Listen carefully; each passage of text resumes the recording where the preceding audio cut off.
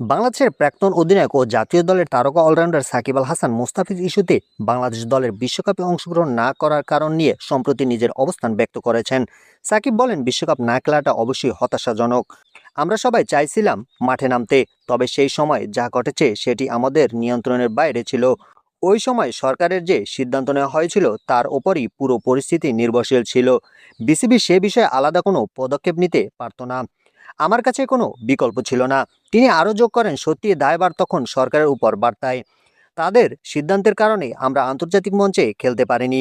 খেলোয়াড়রা প্রস্তুত ছিল, কিন্তু রাজনৈতিক সিদ্ধান্তের কারণে খেলাটি সম্ভব হয়নি। এটি আমাদের ক্রিকেট প্রেমীদের জন্য বড় ধাক্কা ছিল। তবে আশা করছি ভবিষ্যতে এমন পরিস্থিতি আর হবে না এবং আমাদের ক্রিকেটাররা তাদের পূর্ণ ক্ষমতা দেখাতে পারবে।